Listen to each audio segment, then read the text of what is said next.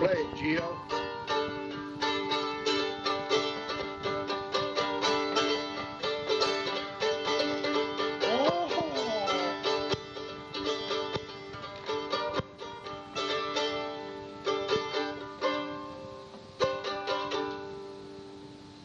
This is that Dirty Words mixtape. Sucker balls. Nuts out Jack, nah Billy Bob, over Rover, get down brown.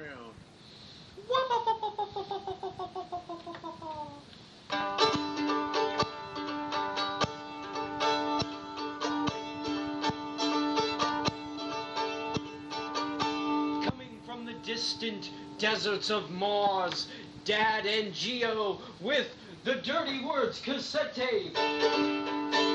Taking donations. Send them to us ethereally.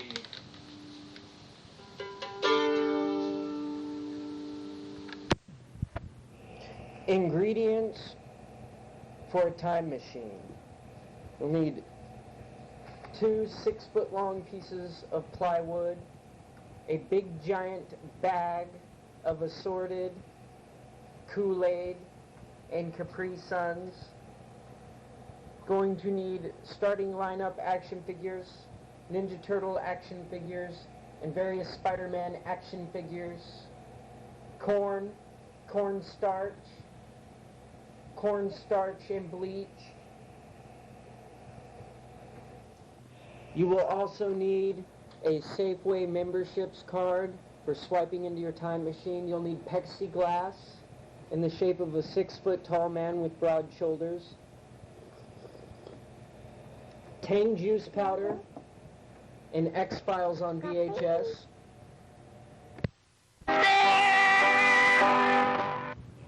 Here, I got one. I got one for the Dirty Words Dad and Geo tape. I got one. What is it? I got it. What? I got it right here with me. You ready to hear it? Yeah. I got it. Let me just whip this out. The Magica working a spell with a K. Magica working a... Nope, that's not it. Let me just get the other folder out here. Nope. Is it? Oh, yep. Yep, here it is. The magic I work in for fashion or praise, the patch on my back, no satanic display. These will that I work with, these words I arrange, make a pattern in life when the chaos at play. So tie me up to weights, throw me out to drown, wrap me up in rags, Malkuth to crown. You need something to burn? Shit! I can be the villain, a witch for the killing and a reason for the pain. So set me up to be the scapegoat and take blame, and I'll escape through a go god the cold and the rain.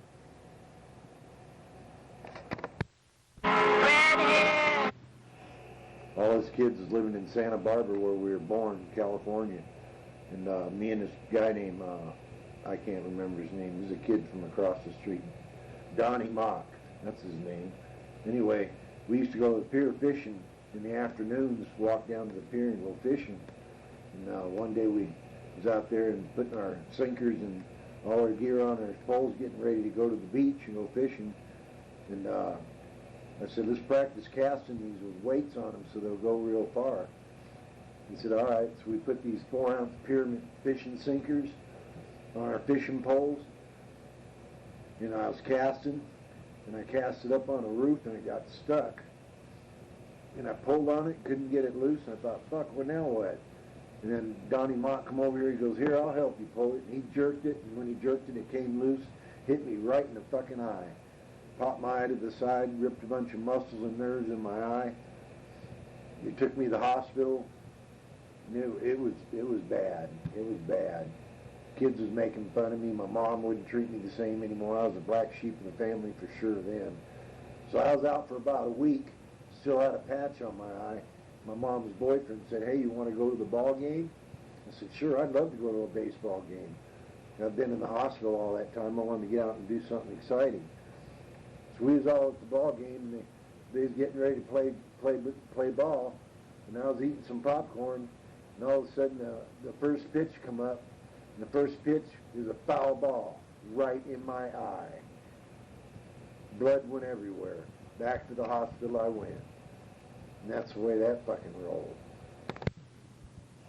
What does the sign on a out-of-business brothel say? All right, Gio, what's it say? It says, beat it! We're closed. Herbert, quick! Get the vat of reptilian goo! Oh my God, it's the goo! The reptilian goo! With wet feet and a lobster tongue that comes out and peels in fucking layers. Herbert, have you been murdering the hamsters at Miskatonic University again? Yes, I'm wanting to bring them back to life, but they keep dying on me. Rambo, don't eat that! That's maldeformed, rotten, malodorous, maldy-mouldy, maldy-mood goo! Oh, can you turn that tincture over? It's burning. At the place that I work, the guys are always talking about sexual delights. Back in the early 70s, me and my partner, Shuggy Bear, president of a club there in Ventura, I met him in a rainstorm one night in a restaurant, and we kind of got together and partied a lot. He come to be my partner. He's full-blood Burl Sioux from New York. And trying to think. This part of the tape has been censored to keep all anonymous gray aliens and mantis from it affecting their... I've been told that it's not politically correct to call them gray aliens anymore. They're snarkbloids. Morknocks. Had some girls that we run on the stroll. About 3 of them paid for their motel room, and they kind of worked for us. We put them on the stroll. So these 3 girls was owned by this black guy from L.A. named Bubba. And Bubba said he's coming to town to kick Shuggy's ass for ripping his whores off. I told Shuggy Bear, cut them loose. We can get more whores. We don't need those particular 3. He goes, no, those girls bring us good money. So that night, we heard Bubba was looking for us that evening. So me and 2-3 other guys got together, and we all got our guns and put them on and went into a restaurant waiting for him to come down the road. You know, waitress come up and goes, you know, you guys, your guns are showing. We thought, oh, fuck, 'cause we were half drunk. We didn't give a shit. And we went outside, and Bubba's car come rolling down the road. We laid down behind Shuggy's car, and then Bubba went by, and he looked at us and Beep, beep, beep, beep.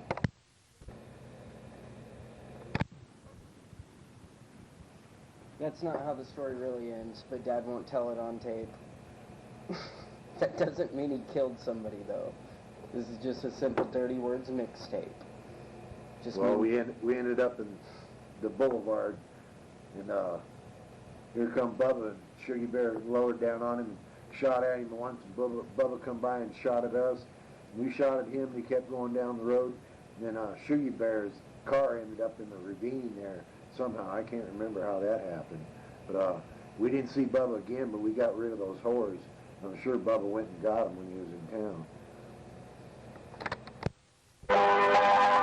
Cause you'll be all alone. This is a excerpt from an ongoing story called Turkan the Turkey.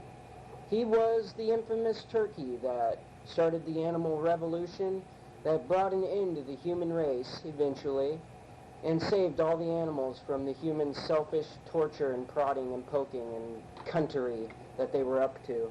But Turkan, he saw that they'd get what they sowed, and Turkan the turkey went ahead and put shotguns up their assholes and blew off the hateful little torturous heads, those fucking humans.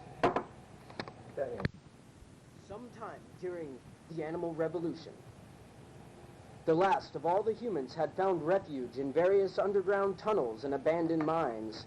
There was only as little as 400 people in the largest group, there being 3 groups spread out over hundreds of miles.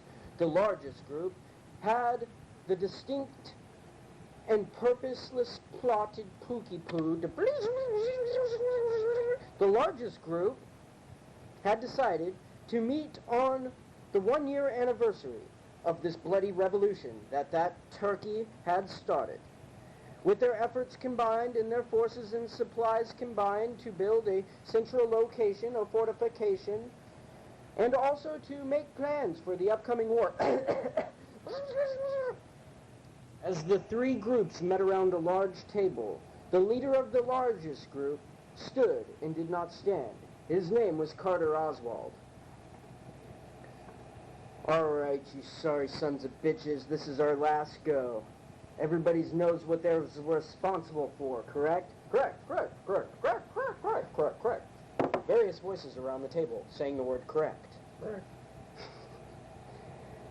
Our only hope is to utilize and expose. Our only hope is to use the last of our explosives to try to gain control over the Navy base. Now, I'm going to need assurance from all your seconds in command that everything's afoot. That everything's afoot. Afoot. Any issues that we might run into, fuel, power, general maintenance of the ships and submarines, depending on whether the animals have disassembled them so that we cannot use them, making this whole thing completely pointless. Is everybody good? Good. Around the table, everybody said the word good. Good, said Carter. Then he looked around as if to speak to a certain man in command, the one who would be taking care of the maintenance of the ships. Franz Baker. Franz, are you sure that your second in command has everything ready to go? If we can't run these ships and these submarines, we'll have no way of getting out to ocean and separating ourselves from the Turkan army. I can assure you my second in command has everything quite well in order. Can we speak to your second in command? Oh, he's not here right now. He's actually in his quarters. David, go ahead and go and get his second in command from his quarters. Be swift. Some time passes. Man returns with other guy's second in command.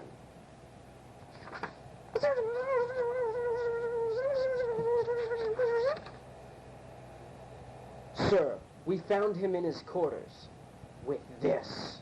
From the man's breast pocket, a small bird popped its head out. Everybody gasped.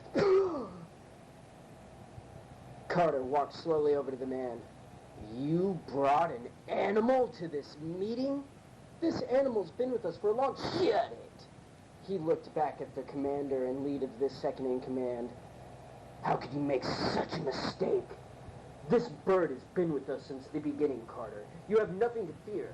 Since before the revolution, this bird worked with us. Shut it, Carter said. He spat on the ground. He walked over to the man with the bird in his breast pocket. He looked at the bird, staring deep into its eyes. The bird said, "You don't have to worry about me. Chirp, chirp, chirp. I'm on your guys' side." "Shut it," said Carter.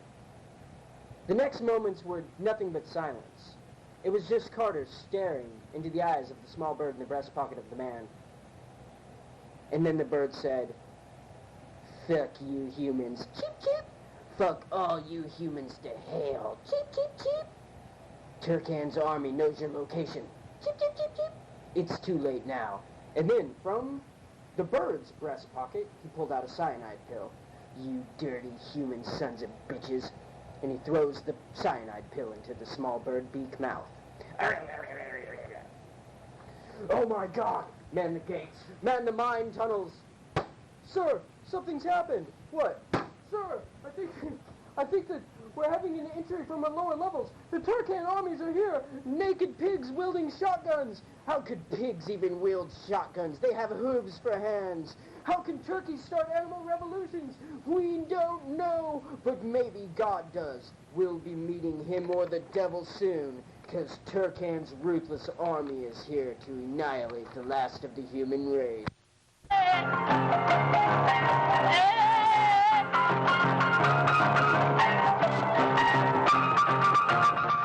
Hey, Gio. Yeah? You worthless fucking bastard, tattooed back, worthless down brown nutsack, Jack, Nom, Billy Bob, fucking... Why don't you play that fucking flute? Sir, I'm gonna have to ask you to call me by my Christian name. Okay, Sally.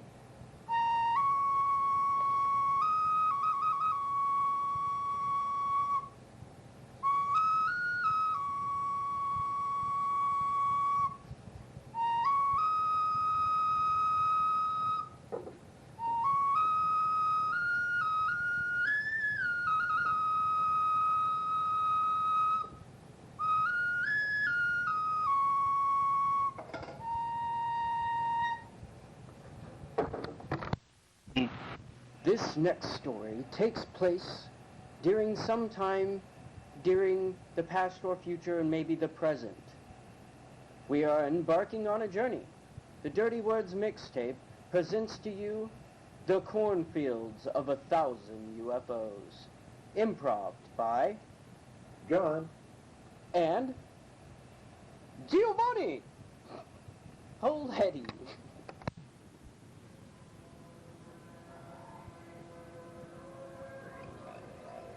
Did you hear that?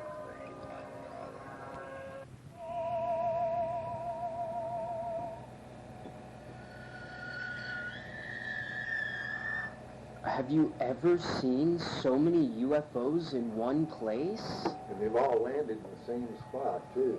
I'm pretty impressed by the sheer quantity of UFOs in this field, like the title. I'm trying to figure out why they're all standing on top of their spaceships instead of coming out of the spaceship. They're standing on top of it. It's like they ride the spaceships like a circular surfboard, and we've just been wrong the whole time. And the motor's been underneath their ass instead of in the motors. I have no idea how they get around the turbulence at 5,000 feet altitude. I'd like to know what kind of outhouse they got. Are they speaking to us? Did you hear that? I don't know, it just got really quiet. No, wait. Are they coming? No, they're still standing on top of the spaceships. I don't know where this is going, but we should probably go check it out. Boy, let's get close to that one over there. Stop, you're going to get too close. I don't want to see it. Oh my God.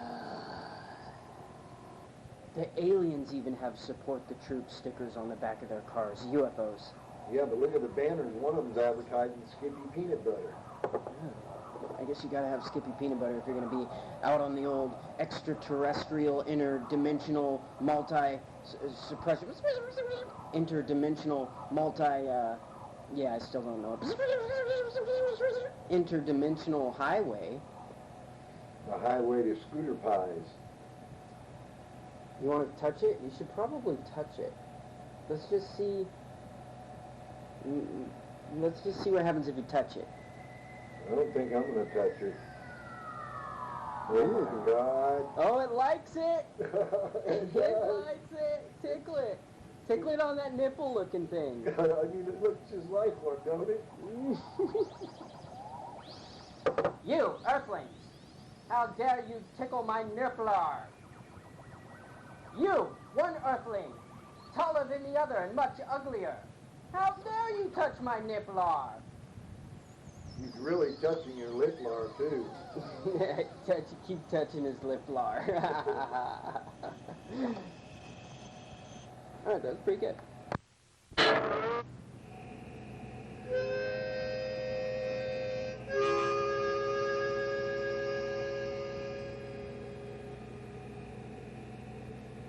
Nobody knew the old man, but everybody knew the old man was up to something. He was keeping something. He was in the basement of that house. No doubt.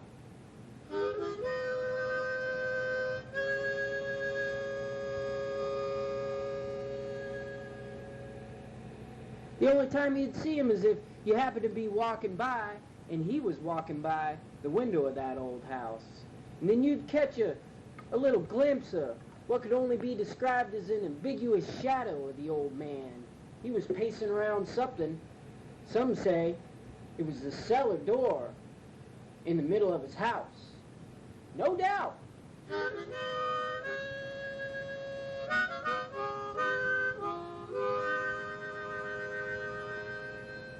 Curiosity would have killed the cat, but there's no cats anywhere to be seen in this small little town. No dogs either. There wasn't no animals around at all, actually.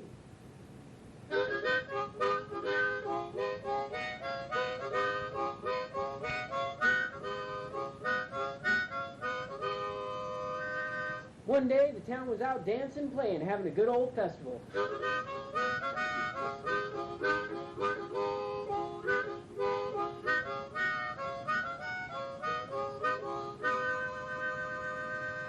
When they heard a big old bang.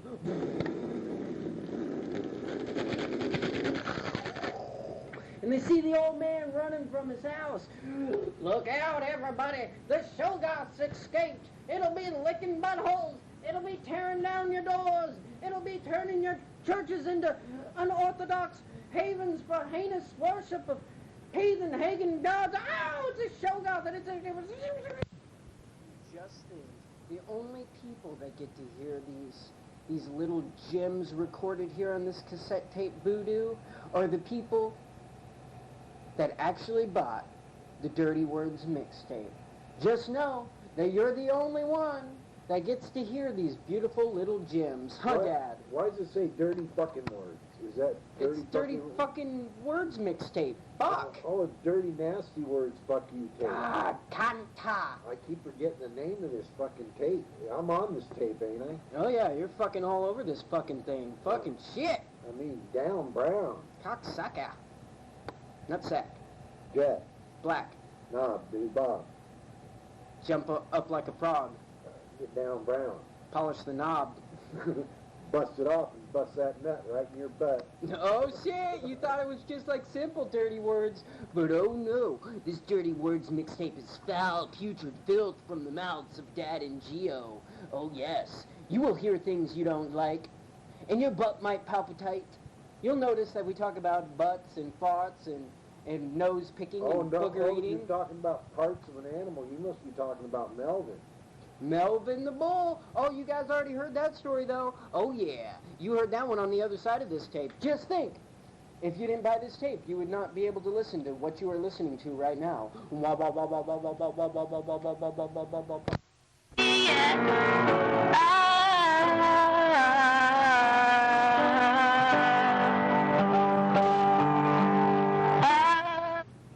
This story comes out of Foster Park, California, between Ventura and Ojai.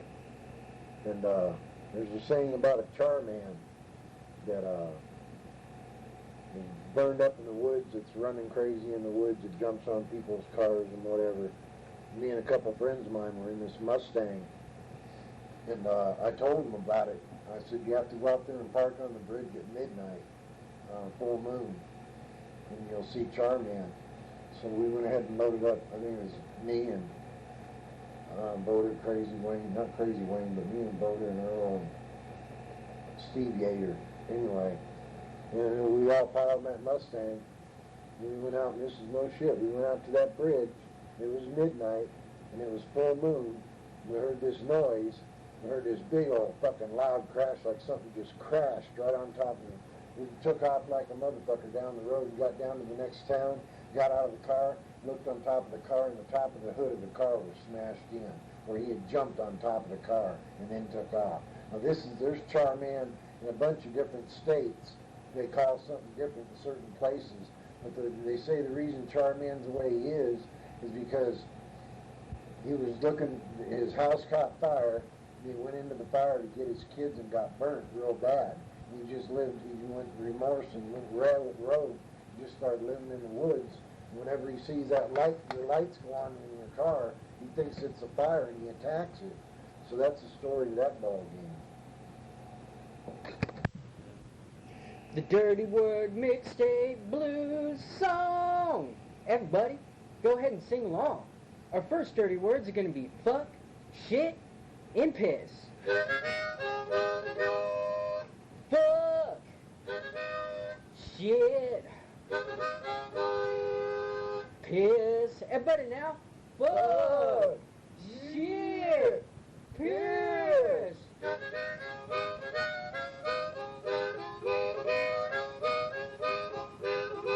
Alright, our next dirty words are going to be cunt, motherfucker, and drippy dick. Cunt, motherfucker, and drippy dick. So let's sing that now. Cunt, motherfucker, and drippy dick.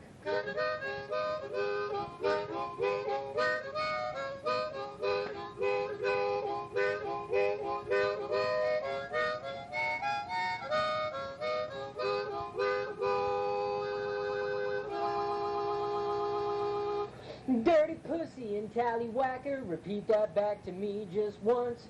Dirty wiener and tallywhacker, repeat that shit back to me just one more time. I'm making 2 times instead of just the once like I said in the beginning of the rhyme. Tallywhacker and dirty twat and pussy fart.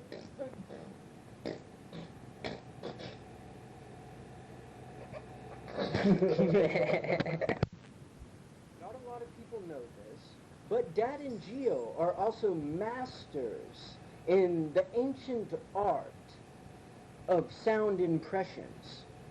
Mr. Paletti, could we get your best impression to date of a inward queefing vagina? Could we get that? The lips are large. They drip from the sides. They suck in and suck air. If you ever get in too close, there's going to be a lot of food in there. And then they say, what'd you do, get sick? You know the guy before you did. And what does that sound like exactly? Could you do that again? That's the pussy part. Oh, okay.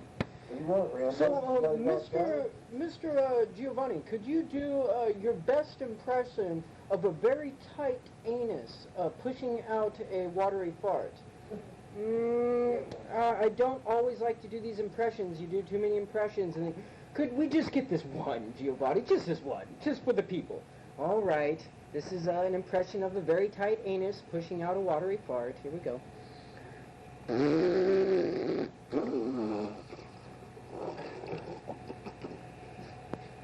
That was very good. Well, thank you. Monkey, there with you too. And he danced a jig and tipped his hat, and he turned around with a grin. Daniel Johnston, you get off our Dirty Words mixtape. We all know you're an amazing songwriter. Makes me want to cry how good you are. But get off our Dirty Words mixtape. Go! Go! Go!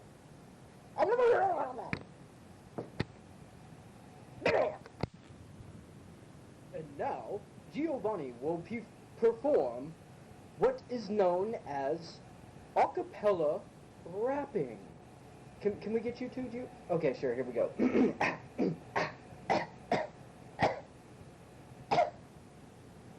Sorry, I just had to warm up the old vocal cords. Sci-fi punk rock, I jam it with my best friend. The hip-hop, it don't stop, it pile up and never end. Music be the kerosene and keep me up at night with just enough flame in the dark to see the light, right? See, I'm a poet, but not pretentious. I push this words to pad and push focus. I can be your punctual peas up on a mic, and I can plan a feast for the beast you want to fight like, heard you want to be the tough guy. That's cool. Meet 'em on the front lines. You can keep 'em talking, spin that wax. You can keep 'em walking down that track. But I yet to hear you bring a syntax of breaking a rap cat back and making a wish you was a wannabe, you never done jack. And it goes stack up fast. Like what the fuck you know about being an outcast when all you want to do is get your songs on blast? If success is exposure, I guess it unfails. Set a precedent for changing the wind and set sail on a sea of blank beats with Maimon and Bale, like Skidoo, or reverse 32 degrees, like bitch what you think. Beep, beep, beep, beep, beep. Fuck you. In a lost Fuck you. In a lost galaxy. Okay, go ahead and fart. In a lost galaxy. Fuck you. In a lost galaxy on a planet covered in red oceans, a glass box with no seams floats under an orange and pink sky. Inside this puzzle cube was a single cassette tape, a small yellow and green Walkman, and a pair of black headphones. Scattered islands of basalt pillars and limestone monoliths broke through the always moving crimson. A crystal beach reached out for the box. The blood ocean receded. Then it delivered the arcana. This is how it all began. This is one of the origins of one of the cassettes and the Dirty Word mixtapes. Beep, beep. The basement. My basement is more of a stage for my cartoon wordplay than it is a basement. It's laughing at your apartment sound regulations, My basement is a Halloween section at a hand-me-down thrift store. It's calling for me to sit with spiders and dream in meditation. My basement does not play a gangster, and it does not make money. It's laughing at your understanding of passion. The Halloween gods sleep over and wake up to blank beats and hot coffee. It only wants the walls to be red. I paint a circle in my basement. I walk those circles for the pan in the basement, for no gain, not for an image, not for a weaker version of what you think be a villain. The line says, I'm not a miser. The rooster barks the line again for the ones who don't know the line properly. The line says, I'm not a miser, capital N-O-T. The basement breathes the sounds of science fiction. The basement is cold. The basement is cold. The basement is cold. The basement is cold. It's the Smoky Town Band House, you silly toys.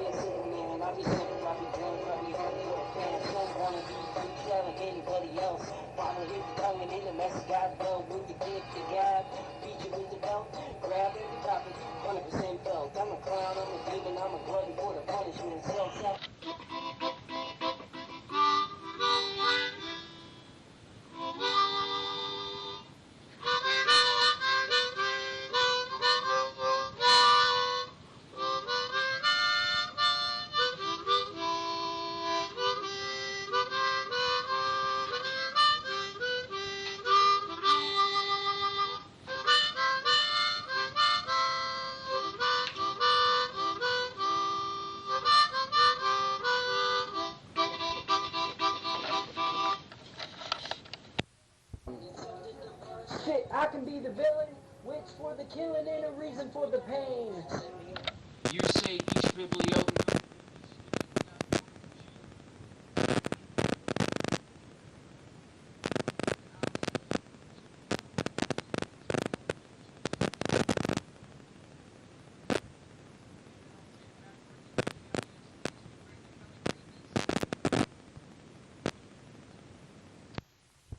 What don't y'all get? I called. Sir, the thing is if you call, I called. It wasn't me. We're going to be taking this guy away. He goes, see, the thing is if you get a domestic dispute call, what we do is we go around and we come around and we throw our dicks around and we don't ask any questions.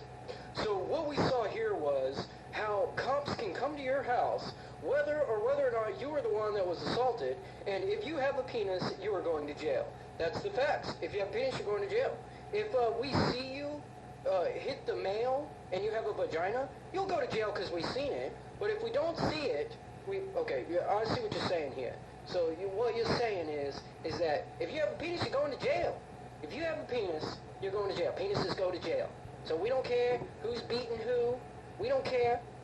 He's right. I mean, honestly, if you have a penis, let's just say you have a penis, in this situation, you're going to jail. So it doesn't really matter who hit who first. If there's a woman and a man, and one hits the other one, you're going to jail. Your penis is going to jail. Yes, so we just want to make this clear. If you call for a domestic, and one of the two people in the domestic has a penis, you're going to jail.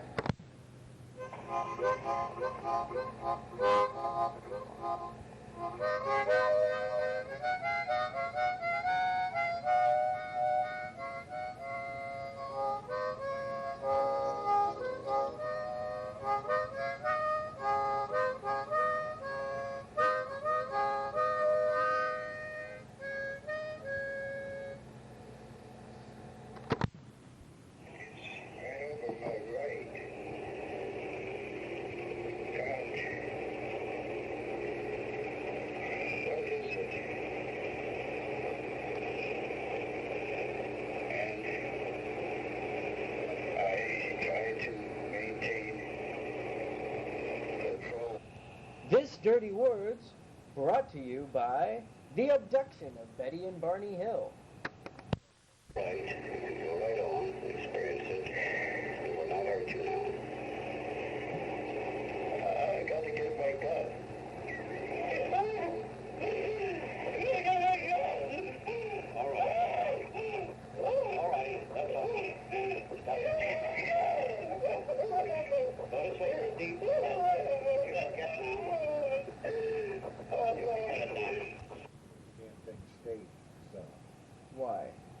because the way it is. It's what it is to be. Is it thing? Did you do that with one tonsil or two? Follow GeoArt23 on YouTube. If you really loved your mother, and if you really loved your grandmother, you would, you know what you'd do if you really loved your grandmother? Hey, Dad, why'd the Martian throw beef on the asteroid? Well, no, maybe you want to cook 'em. You wanted it a little bit more meatier.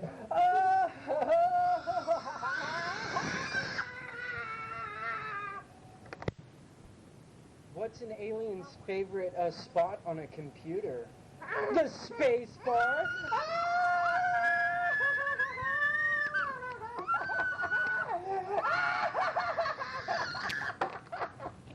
This Dirty Words mixtape was also brought to you by intense screaming and laughter and squalling. Thank you. Please make sure to turn up your speakers in the most annoying parts of the mixtape and keep your hands on the inside at all times. Joke, that scream knocked me off this planet. He goes to pay for the parking in his spaceship. He goes to the parking meteor.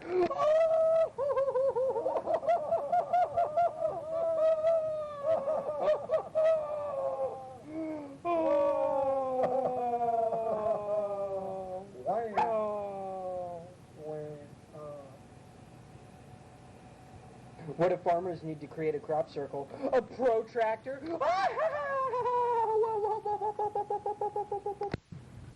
Gio, could you be a little bit more quieter than what you are? I'll be as quiet as a fly crawling on a fresh peach, Papa. When you see somebody sitting really far back in the seat of a vehicle and you glance and you can't see them through the window, you think, that's the Matrix glitching. When I see it, I think, look, there's somebody sitting far back in a seat so that I cannot see them through the window. Hey, Back in 67, 68, I was supposed to go to LPDC in Santa Barbara. I guess it was kind of reform school. And I was committed for a year, and it was in Santa Barbara, California, and I was from Ventura Avenue, Ventura. And my P.O. picked me up, took me out there, gave me a cigarette to smoke. I was 15 years old, I think, 14, 15. And said, well, they give you a year, John. You can do a year, you're going to end up in the CYA, California Men's Colony. No, I'm going to fucking stay here for a year. I don't want to go nowhere else. So we get there, and there's Mexicans, there's blacks, and that's it. Just Mexicans and blacks. Some of them were from Santa Barbara, some of them from the Avenue. So I was there about 6 months, and I bumped into this black guy, big old boy, called Oliver. He said, where you from, brother? I say, I'd be from Ventura Avenue, Ventura. He goes, so am I, I'm a homeboy. Oh, goddamn, get down. So we kind of locked up for a while we was in there. The Mexicans from Santa Barbara on Melka Street gang was in there, some guys from there, and they kind of was giving me a hard time, telling me they was going to kick my ass after lunch and all that shit. And Oliver walked up to him and said, you know what, you kick his ass, you're going to have to kick mine too. We have new homeboys. And they didn't mess with me anymore after that. And then years later, I think I told you this, but years later I saw Oliver in front of a post office in Ventura, California, just sitting there kind of look homeless. And I said hi to him. I said, how you doing, Oliver? And he kind of reminded me. I said, remember we was in